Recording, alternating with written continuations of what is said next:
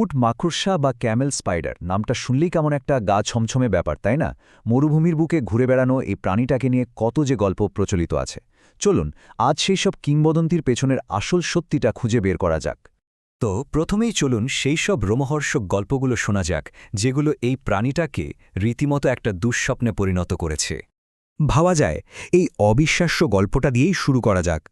বিশেষ করে উত্তর আফ্রিকার মধ্যপ্রাচ্যে এই কাহিনীটা খুব প্রচলিত। আর এই একটা কথাই বুঝিয়ে দেয় যে প্রাণীটাকে নিয়ে মানুষের মনে ঠিক কতটা ভয় জমে আছে। আর গুজবগুলো যেন এখানেই থামেনি।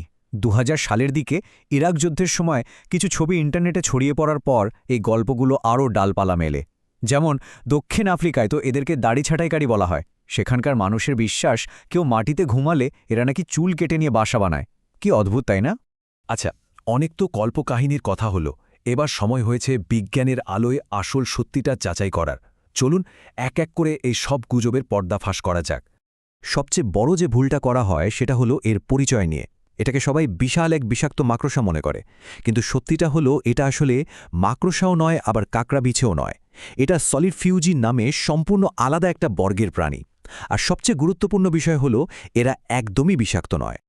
আর ওই যে দানবের মতো বিশাল আকারের ছবিগুলো, ওগুলো আসলে একটা চোখের ধোঁকা, ক্যামেরার একটা কৌশল। কোনো জিনিসকে যদি ক্যামেরার লেন্সের খুব কাছে ধরা হয় তাহলে তো সেটাকে বিশালই দেখাবে, তাই না?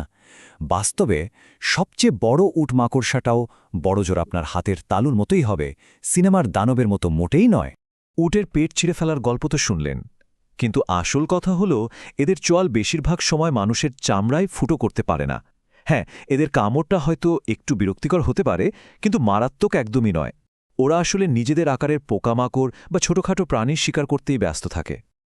তো কল্পকাহিনীর জগৎ থেকে বেরিয়ে এসে এবার চলুন আসল প্রাণীটার সাথে ভালোভাবে পরিচিত হওয়া যাক। এর জীববিজ্ঞানের জগৎটাও কিন্তু বেশ অবাক করার মতো। তাহলে এই সলিফিউজি জিনিসটা ঠিক কি? এরা আসলে অ্যারাকনিড, মানে মাকড়সা গোত্রেরই প্রাণী, কিন্তু এদের বর্গটা আলাদা। এদের ৮টা পা তো আছেই, সাথে সামনের দিকে আরও দুটো লম্বা সুরের মতো অঙ্গ আছে, যেগুলোকে বলা হয় পেডিপ্যাল্প। আর আছে শরীরের প্রায় ১/৩ আকারের বিশাল দুটো চোয়াল। একজন বিশেষজ্ঞ ক্রিস্টি র্যাডিক এই পেরিপ্যাল্পগুলোর কাজ বোঝানোর জন্য দারুণ একটা নাম দিয়েছেন মুখোহাত, মানে মুখের সাথে লাগানো হাত। দৌড়ানোর সময় এরা সামনের এই মুখোহাত দুটোকে অ্যান্টেনা বা অতিরিক্ত পায়ের মতোই ব্যবহার করে, যা দিয়ে ওরা শিকারকে অনুভব করে আর ধরে ফেলে। এবার এদের এমন একটা সত্যি গুণের কথা বলি, যা যে কোনো কল্পের চেয়েও বেশি আশ্চর্যজনক। সেটা হলো এদের গতি। এরা ঘণ্টায় প্রায় ১৬ কিলোমিটার বেগে দৌড়াতে পারে। ভাবুন তো একবার, পোকামাকড়দের জগতে এটা কিন্তু রীতিমতো সুপার স্পিড। এই উক্তিটা প্রাণীটার মুখে একটা নতুন ধারণা দেয়, তাই না? এদের শরীরটা নাকি বেশ নরম আর লোমশ, কিন্তু এদের হাবভাব বেশ আগ্রাসী। তাই ক্রিস্টি রেডিক মজা করে এদেরকে বলেছেন ছোট্ট আসুরিক ইঁদুর। এবার এমন একটা বৈজ্ঞানিক রহস্যের কথা বলা যাক, যা প্রমাণ করে সত্যিটা মাঝে মধ্যে কল্পনার চেয়েও অনেক বেশি অদ্ভুত হতে পারে। বিজ্ঞানীরা উট মাকড়সার একটা অদ্ভুত আচরণ লক্ষ্য করেছেন। ওরা কখনো কখনো পিঁপড়ের বাসায় ঢুকে অগণিত পিঁপড়েকে মেরে ফেলে, কিন্তু একটাকেও খায় না। প্রশ্নটা হলো, কেন? এই অর্থহীন হত্যাকাণ্ড ঘটানোর কারণটা কি?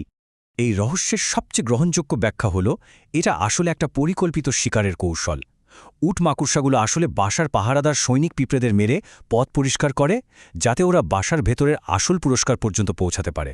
আর সেই পুরস্কারটা হলো নরম পুষ্টিকর লার্ভা, একেবারে রেডিমেড প্রোটিন বোমা। গল্প কিন্তু এখনও শেষ হয়নি। এই সান স্পাইডারের গল্পের শেষ আর সবচেয়ে অবাক করা অধ্যায়ে এবার আসা যাক, যা একে আধুনিক পপ কালচারের সাথে জুড়ে দেয়। কে ভাবতে পারত যে মরুভূমির এই ভয়ঙ্কর শিকারীর আরও একটা গোপন পরিচয় থাকতে পারে? এমন একটা পরিচয় যা এর পুরো গল্পটাকেই বদলে দেয়।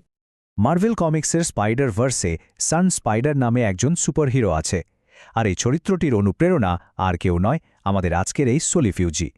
শার্লট ওয়েবার নামের এই চরিত্রটি শারীরিক প্রতিবন্ধকতার সাথে লড়াই করা একজন নায়ক, যা কমিক্সের জগতে এক দারুণ প্রতিনিধিত্ব। যদিও বাস্তবে সান স্পাইডার জাল বোনে না, কিন্তু মার্ভেলের এই চরিত্রটি সেটা পারে। উট মাকড়সার এই পুরো গল্পটা আমাদের একটা জিনিস শিখিয়ে যায়, যা দেখতে ভয়ঙ্কর তার পেছনের সত্যিটা হয়তো একদমই অন্যরকম। এটা আমাদের ভাবতে বাধ্য করে যে আমাদের চারপাশে এমন আরও কত প্রাণী বা বিষয় আছে যাদের আমরা শুধু না জেনেই ভুল বুঝে আসছি, ভয় পেয়ে আসছি।